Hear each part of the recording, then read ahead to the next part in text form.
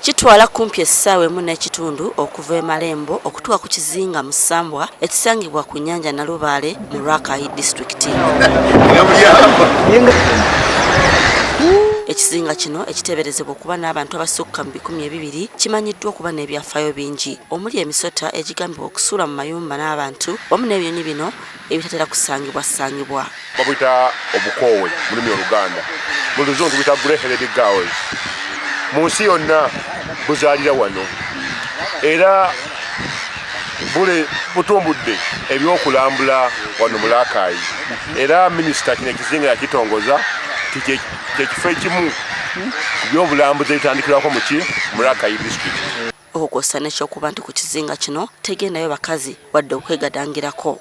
Omuntu yenna abeera yeegadanze kiwanuuzibwa nti yandigwa ku mitawaana eri emisambo egifuka ekizinga kino.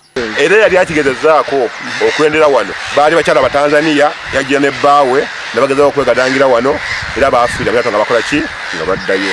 Oyo abeera tasobola kukyebeera abeera alina okugenda ku kizinga ekiddako ekiyinza okumutwalira essaawa kumpi emu n'ekitundu. Kiyambye kitya abantu bakumi kibayambye nti basobola kwegatta ate ne baba nga tebasobola kufuna kawuka. Kuliko abamu nga baami bakulu nga bafumba era nga bava wano amaanyi gaabwe bagamalira mu makuku bakyala baabwe ewaka mu byalo mu ggombolola y'e Kabira, ggombolola n'eziryanyozi Rwankoni.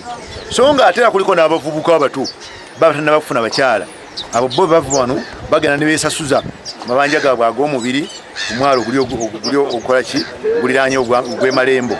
Oba oli awo embeera eno yeeviiriddeko omuwendo gw'abantu abalina akawuka ka mukenenya okubeera wansi. Ekitongole Kimoja Reach Out Project bwe kyabadde kikebera n'okubudaabuda abantu ku kawuka ka mukenenya erudda eno kyazuuliddwa nti abantu batono ddala abalina akawuka kano.